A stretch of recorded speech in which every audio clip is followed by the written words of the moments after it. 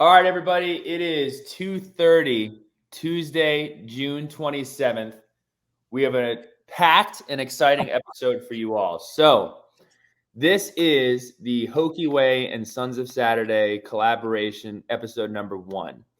To set the table for you, on June 30th, 2021, the world of collegiate athletics changed forever once the NCAA adopted the name, image, and likeness policy, allowing collegiate athletes to finally capitalize on their brand and benefit from it as well. Now, every headline that you hear surrounding NIL falls into one of two categories. This is the future of college athletics. Schools have to get it right. That is true. The other headline is it is the wild, wild west, and nobody knows what's going on. That is also true. But Virginia Tech succeeding or failing in the NIL space will directly impact its ability to succeed on the field, court, or diamond. So we are excited to partner with the Hokie Way to help inform Hokie Nation, inform current and future student athletes at Virginia Tech, and move the ball forward and see what we can do. So with that, I want to introduce two members from the Hokie Way, starting with Jim Petrine, who is the board president. He graduated from Virginia Tech in 1980 with a degree in civil engineering and has been president of the land development company called AnyTrep. Now, I didn't know this. Our other guest said, go ahead and look at that backwards when I asked who founded the company. It happens to be Jim Petrine himself. He just spelled it backwards. Very, very creative, Jim. Yeah, thanks. Yeah, that was a long time ago. A little bit of long story behind that, but actually had to do with had some problems with a previous name I chose and somebody copying it, and I said, I'll make sure they don't confuse me the next time. So. And then our second guest is Matthew Sams. Matthew is the director of operations for the Hokie Way. He graduated from Virginia Tech in 2007, stuck around to earn a master's degree in 2009. He was a writer and an adjunct professor at Virginia Tech as well.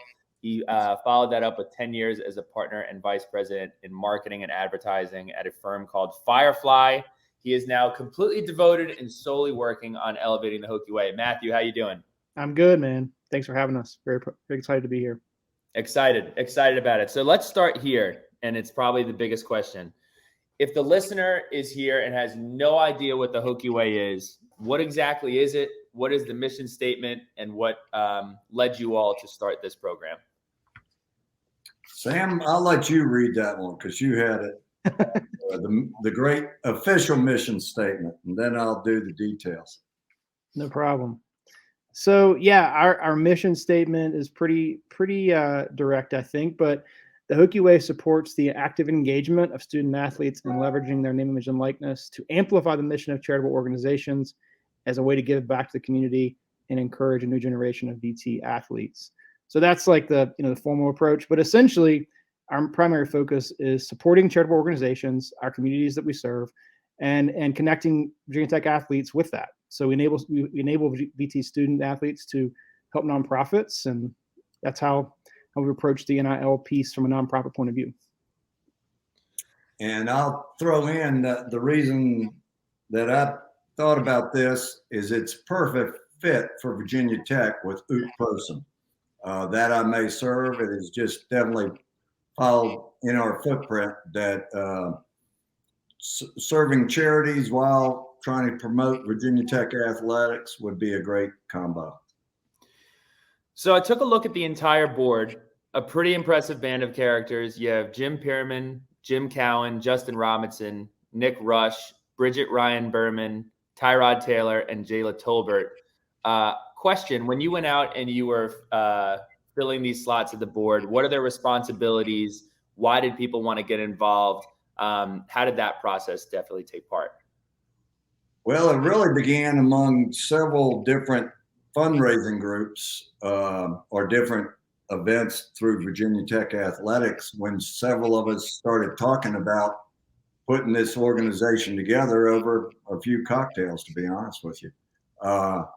And then we went out, discussed some things with some of our university friends, and came up with an excellent group, I personally think. Jim Pearman is someone I've known who knows charitable groups, worked with them all of his life, and has an excellent background in accounting. Jim Cowan was a tie-in there, perfect for the legal side of that. And we just kind of pieced together several different groups of people who were very willing to support Virginia Tech athletics and charities. So there are two players in the Virginia Tech space when it comes to NIL, Triumph and the Hokie Way. And I guess, again, for somebody who has no idea what the differences are between Triumph and Hokie Way, what exactly are they, aside from, obviously, you all are a 501c3 nonprofit. Triumph seems to be more geared towards building name, image, and likeness.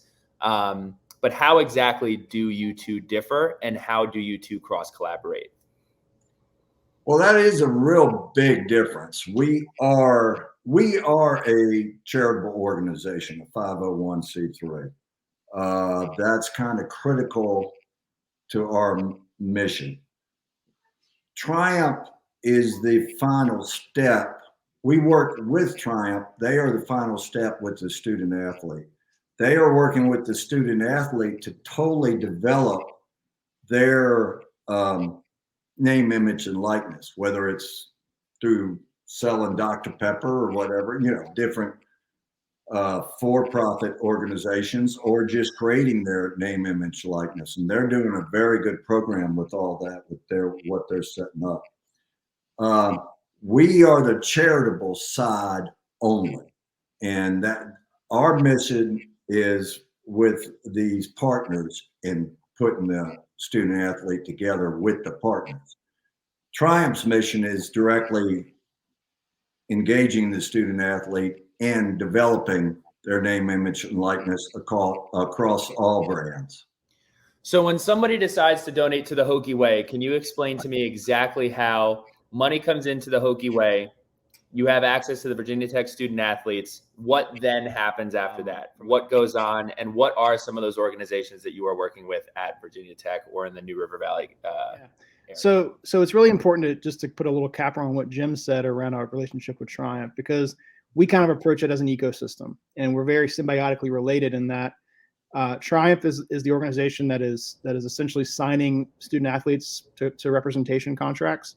We don't do any of that. That's not our mission, not our goal, not our objective. Have no play in that. So to your question, Billy, it's really a matter of operationally, we partner with 8 nonprofits right now, and essentially work with Triumph to fulfill deliverables for those nonprofits. So essentially, I started in this role May 1st.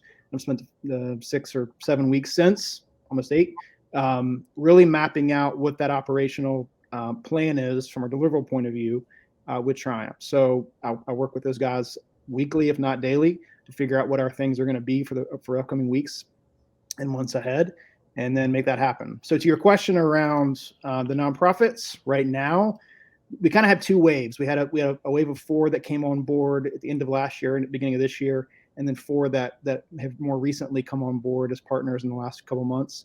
The first wave are Special Olympics of Southwest Virginia, Boys and Girls Clubs of Southwest Virginia, Feeding Southwest Virginia, and Life Ring Foundation. The second wave were Eastern Montgomery Community Foundation, Ronald McDonald House, American Heart Association, and the Roanoke Prevention Alliance. So this is the $1 million question before I get into kind of some of the success stories. I wouldn't be doing my job without asking you about the latest, biggest story in this space, which is, according to a memo released from the Office of the IRS Chief Counsel, donations made to nonprofit NIL collectives are, quote, not tax exempt because the benefits they provide to collegiate athletes are not incidental, both qualitatively and quantitatively, to any exempt purpose. The 12-page memo was posted on Friday to the IRS website. The memo actually was written on May 23rd. So the question is, how do you believe that this memo affects you? And what have you all done to ensure that deliverables and donations are in line with the requirements of a 501c3 status? I'll take first shot at that. We are not a collective. We are a 501c3 organization, first of all. And that's why I said there's a clear difference between us and Triumph. We are working to make sure that what we said in our original application and was approved is what we're doing, which is helping charities along with student athlete engagement. Matt, I'll get you to read the legalese once again. You're better at reading the quote from our lawyers. But bottom line, we are working constantly with our lawyers to make sure we are still doing what we were supposed to do and what gave us our original 501c3 approval. Matt, the lawyer. Yeah, and so to Jim's point, we've met with our tax attorneys a couple times already. We've got a couple further meetings with some different experts here coming up. But essentially, our tax attorneys gave us a pretty clear reading on what they could see from that memo. Essentially, that we're still in good shape. So I'll read some snippets here. Give me 1 second. Donors may continue to rely on the IRS determination of the Hokie Way's tax exemption status until some formal action is taken by IRS to change the determination, or Congress passes a law that changes tax exemption status. So obviously, we can't predict the future, what that's going to look like. This landscape is changing daily, weekly, monthly, et cetera. But most, at the end of the day, we find that most donors are motivated by the goal of supporting charities in the communities surrounding Virginia Tech, as well as our student athletes. And so the charitable deduction and involvement of those athletes in support of charitable of nonprofits is an added benefit. So all that to say is that we feel confident in our current standing as the rules we see around us, that our charitable exemption is still there, given that we're fulfilling our duties with deliverables with our student athletes and our charitable partners.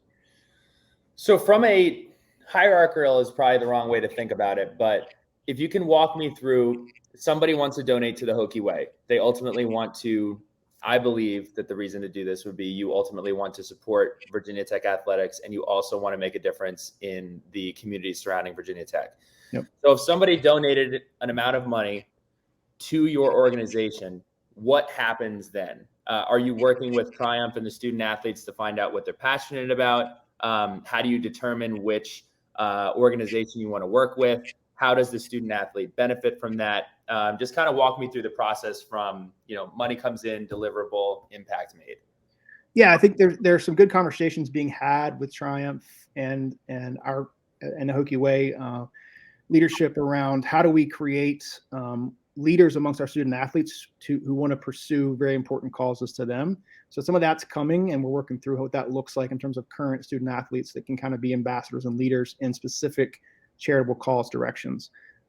Beyond that, really, it's a question that we kind of rely on Triumph to help us answer as to which student athletes best fit the needs of our specific charitable partners with their events, with their donation campaigns that may be coming up, with clinics, so if we're going to have a basketball clinic for Special Olympics, it makes sense that basketball athletes are involved with that. If we're going to have golf, the same. But other organizations such as Boys and Girls Club, it can kind of be a cross section, and we've seen that to where if there are specific student athletes who care about serving and working alongside kids, being mentors, then that's how we've approached it. In the summertime, it's a little weird because of student athletes leaving and coming and going between seasons and between semesters.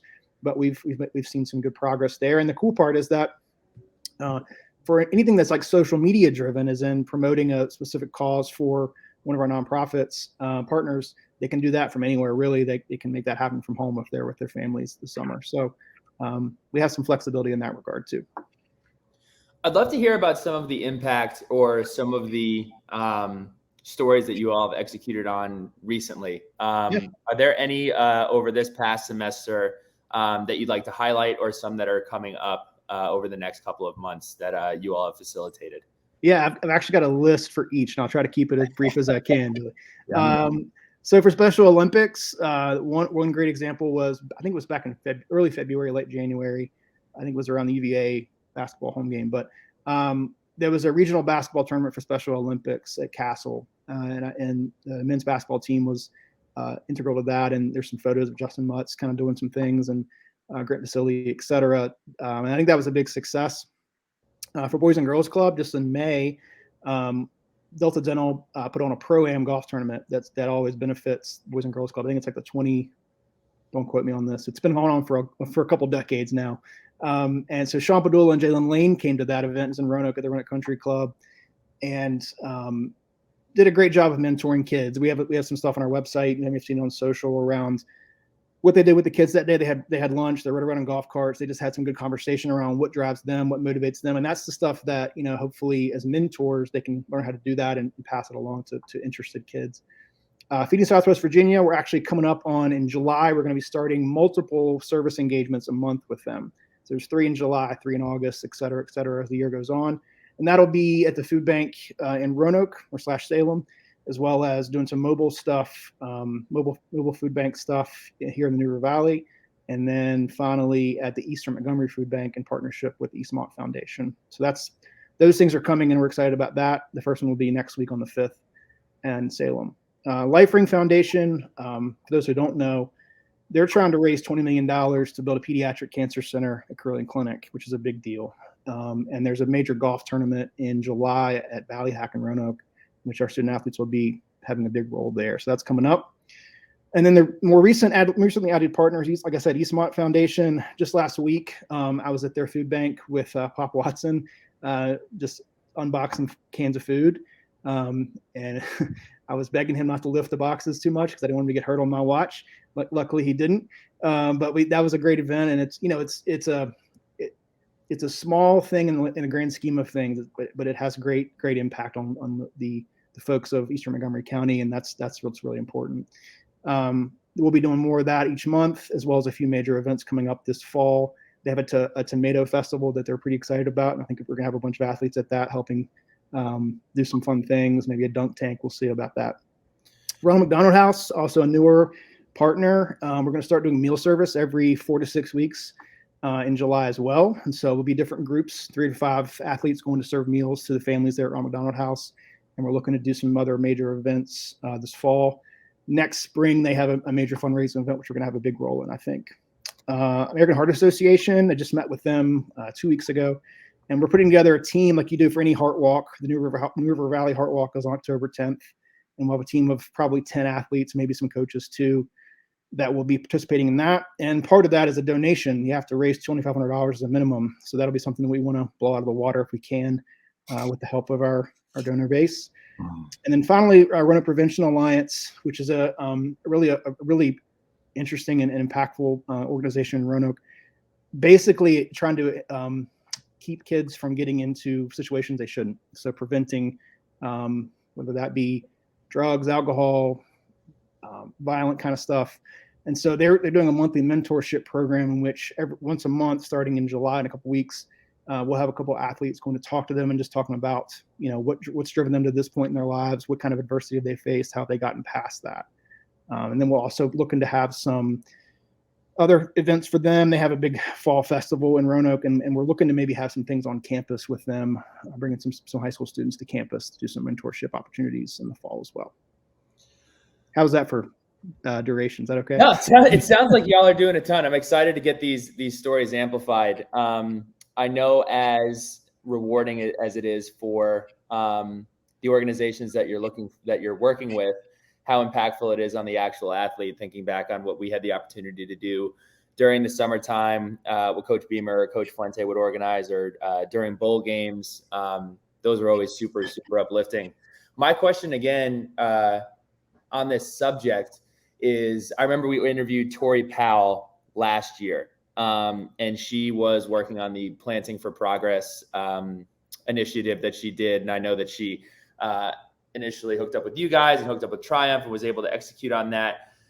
Is there a percentage, or I guess the better way to ask this is, are student athletes coming to you saying like, hey, here's something I'm passionate about and this is what I want to do? You have organizations reaching out to you for help. How exactly are you choosing where to dedicate these resources and which deliverables to execute on?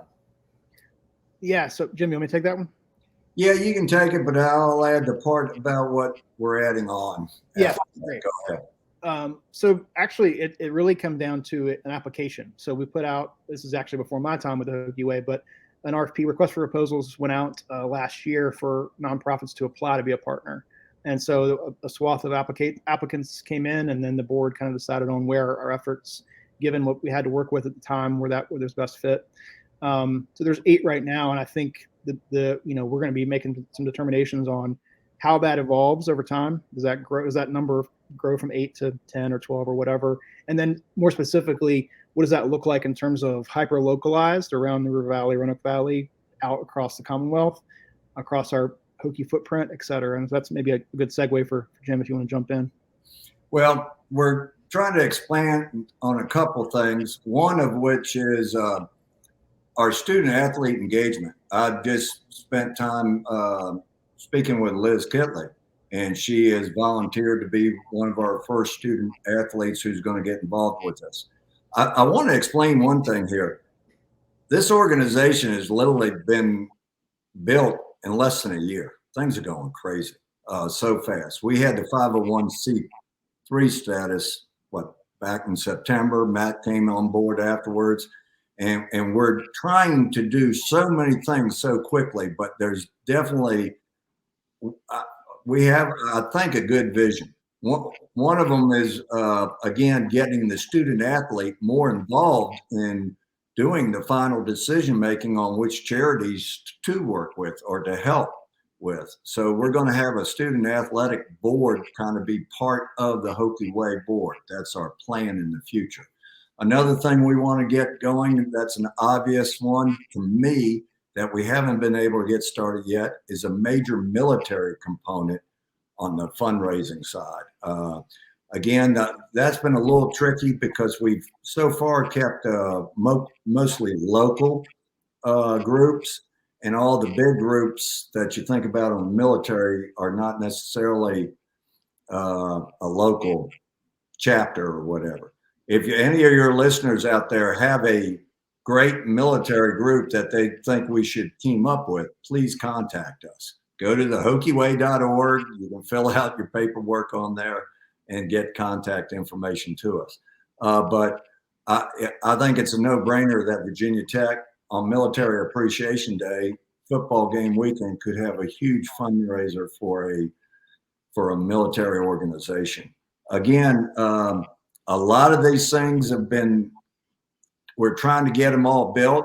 I want to thank Matt for agreeing to come on board, because all of us have been volunteers trying to pull our hair out, trying to get this thing started. And Matt just joined us, a couple months ago as the official director of operations, who's doing all the coordinating on this, which is critical. It's a lot of coordination that needs to go on. And again, as one of our good friends told us along the ways, John Dooley, is that we are building the plane as we fly it. This whole new world of name, image, and likeness is there's no playbook, and we're trying to work it and get it going. But we think we're doing, I don't know. I feel like we're starting to do a pretty daggone good job in getting to our main goal, our main dual goal of helping charitable partners and student athletes. So moving on to some of the fan source questions that we have here, I hopped on the 24/7 board and I sourced a couple questions here. So the first few that we have here come from Hokie Chuck, and his question is, he has 3. The first one is, what are the fundraising goals for the future? Do you all have a target for this year, 5 years from now? How exactly are you all measuring success? Well, this first year, we kind of had a goal of approximately $3 million in the calendar year, or in this upcoming football sports season year. And I say approximately, that's just round numbers. We would love more, but we could see that growing. Again, it all just depends on how many opportunities we get and how much works out for our different charitable organizations. Another question that he had was, any breakdown on funding received on small contributions versus large contributions? I know, Matthew, we talked a little bit about an initiative that you have coming up this summer potentially, but would love to learn a little bit more about what kind of donations you typically see. Yeah, so I pulled some numbers for this question, just to kind of be prepared around it. And these are approximation numbers because things come and go with donations and whatnot. But of the roughly 650 donations, the number of donations to date, approximately 92% of those are for less than $1,000. So we're not talking about huge amounts of money from the overall majority. Even further than that, approximately 70% of the total 650 donations is for $100 or less. So we're seeing a lot of $100 donations, $50 donations that add up over time, and that's really what we think we need to keep growing to make this thing sustainable in the long run. Obviously there's a swath of that 8% or so of major donations, but for sustainability, it's got to be a more community-based approach here around building this thing as a collective Hokie nation. So to that end, though, we are planning to do a donation match campaign. If you remember, we did that last year at the end of the year, and it was very successful. And we're planning to do the same thing for the month of August leading up to football season, to where we have a couple donors who've generously decided to do a hefty number, and we're going to hope that the Hokie Nation matches it. Have you an idea of how many student athletes you have worked with to date? What does that look like? How are you making choices? I know you mentioned if you do a basketball camp, you're doing it with the basketball team. Right. But how exactly do you determine who is going to execute on those deliverables, and how many athletes have you worked with? Yeah, so that's really a question that's kind of part of that partnership with Triumph as to why this is so important. But essentially, I'll start here. Triumph has signed somewhere between 225 and 250 athletes to be part of the Triumph kind of family. And I can tell you that we've worked with a considerable number of those from the Hokie Way perspective. There's some crossover where athletes have done multiple things, right? So it's a little bit misconstrued there. But I don't have a definitive number, but I can tell you it's a lot. And I can tell you that we are looking to diversify that even further, so that, for example, a couple nonprofit partners have already asked to have specifically Olympic sport athletes as opposed to football or basketball, because they want to have some different variation in terms of who's there and who's representing their causes. So we're working through how to shape some of that stuff. So if it's a track athlete who maybe wants to be involved with this tomato festival, like I mentioned before, because that's what the charitable partner requests, that's something that we can look into as to who has an interest in serving a hyper-local need. So it really is a case-by-case situation. And I think as we get through the rest of this year, a lot of our nonprofit partners have, as I alluded to, have late summer, fall, into winter events planned. That's where we'll start getting into the planning process around who makes the most sense for what. Michael Wentz. This is a little bit of a word sandwich, so I'm going to try to understand how to get to the bottom of this one. With NIL, I always hear what the athletes make, but not the investor. Is there any measurement on how much return the people who fund the NIL are getting? Are they using the athlete for advertising, or is this simply a form of donation? So to simplify this question, I think it's important to understand that the Hokie Way's mission is not necessarily to promote other businesses, is not necessarily to, hey, student athlete, show up here and sign autographs. You'll get paid for doing that. It is more so a combination, and correct me if I'm wrong, a combination of accepting donations that will be delivered to people and organizations in need, while also having a part of that component also be filtered back to the student athlete that is going out and making a difference in these communities. Is that the correct way to break it down? Yes. We don't directly give money to the organizations, although we're working on all different kinds of ways. And one way in the future, we hope to have some direct fundraising as part of our project. I guess I could go into this. A project we're hopefully going to work on is 50-50, in which case we would have a partner charity work with us and doing the fundraiser, say at a football game, for a 50-50, where a certain amount of money goes back to everybody who participates in the 50-50. Certain amount of money goes to the Hokie Way, a certain amount of money goes directly to the charity. But in general, normally your donation to the Hokie Way doesn't go directly to a charity. We go through all of our operations working with charities to get what they want. People working, packaging bags for food, doing all those different events, pushing their agenda to show what their charitable organization is and help them fundraise. I don't know if that helped clear that up a little bit or not. No, it did. It definitely did. One thing I'll add to just in terms of maybe this may help address the question that was asked around what's the value essentially.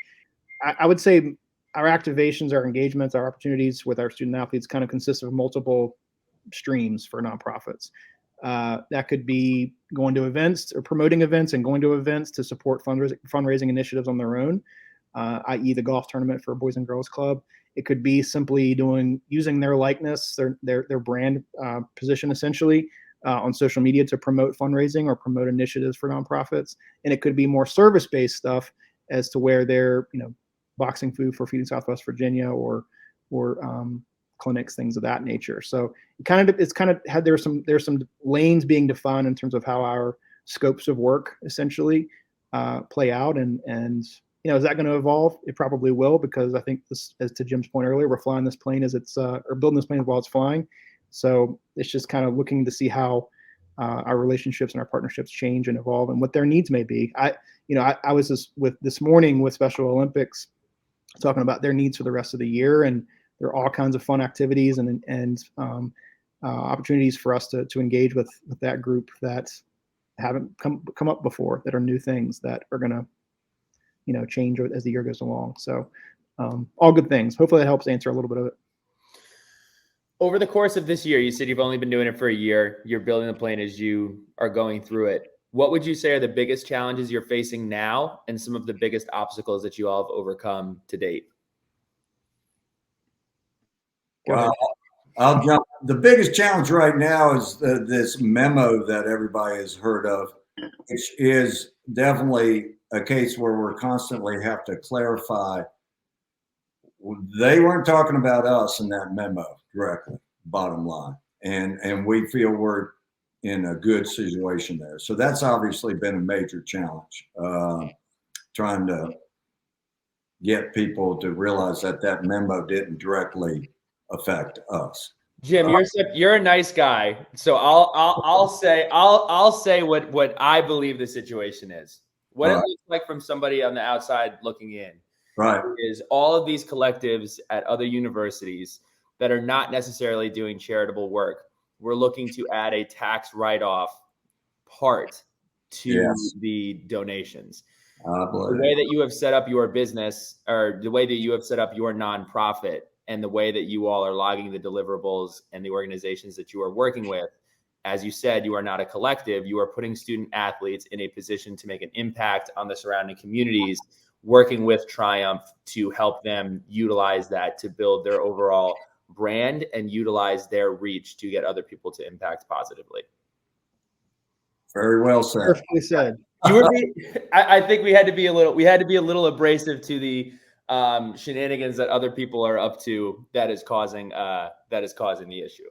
Yeah, I didn't want to say shenanigans that other people are doing. Okay, I'll say it. Okay. And then I would say some of the biggest obstacles that you all have had to overcome over the last year. I mean, beyond the memo that Jim alluded to and the IRS confusion, I think it's just trying to build a new organization, a new brand within the infrastructure of Virginia Tech as a whole. I mean, trying to make people be aware of who we are and what we're doing, and answer a lot of the questions that you're asking, which are very well received. But it's kind of like this NIL thing and what it is over here and how to explain what that is, and then educating about what we're doing and how Virginia Tech is doing it in a unique to us way, how our infrastructure with Triumph is set up, how we try to work with compliance through athletics as much as we possibly can. I spoke to one of their guys this morning just to make sure we're good on a couple of things, and it's a constant dialogue around those different entities that keep this boat in the right direction. I think that's a big thing, that it's just the unknowns we can't see, and trying to track through those unknowns with as much information as we possibly can have together. I think education too. I got to throw that out there over and over again. I'm constantly, me and Matt are in this knee deep, so we're absorbing this. But I'm constantly amazed at how many people I've run into who are very big Virginia Tech fans, big donors, and whatever. And I literally have to go back to square one to start explaining what's going on in the world with name, image, and likeness.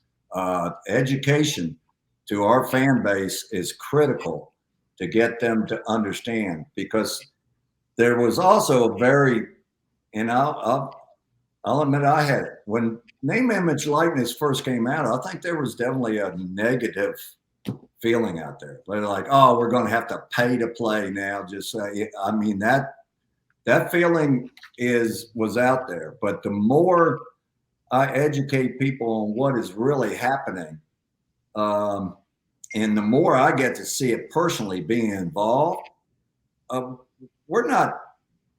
The news makes the big $5 million crazy quarterback deal or whatever. That makes the news. Well, guess what? 99% of these deals are reasonable deals, getting kids money who could really need it. I mean, I've seen some poor families really get at least something out of their college education, beyond their college education.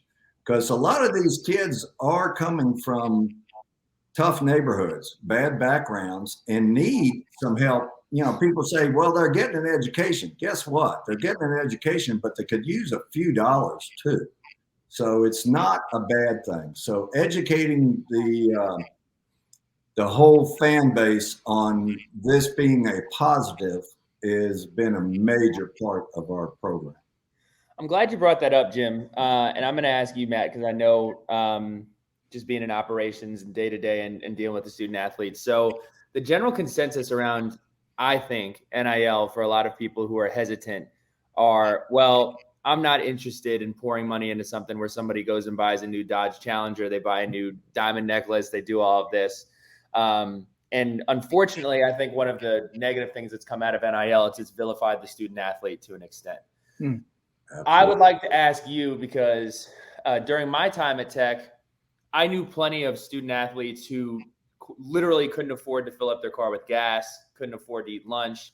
I knew student athletes, starters with NFL potential and some that made it to the NFL, who would not be able to eat properly and would be having to go to the lounge and have pistachios and almonds for lunch just because of the financial situation that they were in. What kind of impact is this having on student athletes, not just from the opportunity to be exposed to making a difference in their community, but actually being able to make some sort of money off of their name, image, and likeness, which generates millions for the NCAA and the universities themselves? Yeah, I mean, so to be clear, Jim and I, nobody at the Hokie Way really knows what the athletes are getting compensated wise in terms of dollar figures. That's not really our right. We're kind of church and state there, but we have heard a lot of stories around. At least I have. Don't want to speak for Jim, but heard some stories around. To your point, Billy, student athletes getting a housing. Like some of these deals happen where they get housing out of it, not actual dollars. So they're getting a place to live. That's important, right?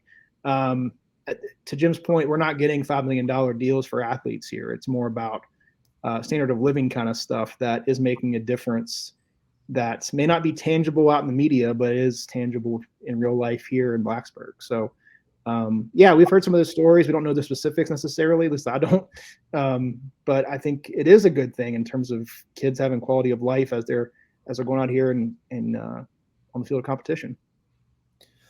Last thing that I have for you, and again, I'm really excited about this partnership. So any other questions regarding the NIL space specific to the Hokie Way, what's going on at Virginia Tech, do filter those questions in. We'll be having conversations with Matthew and Jim and other members of the Hokie Way into the future. So please continue to have those to come in. Any events, any changes, anything that we should be looking out for in the next, over the course of the summer that people should be made aware of? Yeah, the big thing is this donation match campaign in August, and we'll have more information about that in the coming weeks and start promoting it pretty heavily to get that going. And essentially, it's kind of a countdown to kickoff situation where we're August 1st until September 1st.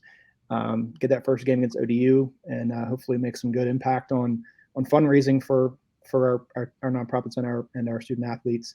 Beyond that, we're looking at to do some things, hopefully with this Charlotte basketball weekend in November. It's coming up down the road, but it'll be here before we know it. It's a great opportunity for both women's and men's basketball, and reaching out to that Charlotte Hokie base that feels like it's far away, but it's really not. It's really close to us in general speak. So those are the big things. We've got a couple other things we're working on that may revolve around some appearances and some cool things with some of the athletes. But those are the two big things coming up, and we'll have more information as it comes. Awesome. Well, go ahead, Jim. Didn't mean to interrupt you.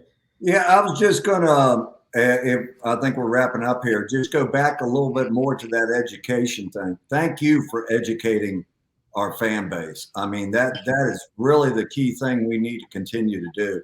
And again, we're not paying the $5 million for a quarterback. Everybody knows that. But all we're trying to do is be competitive in the space.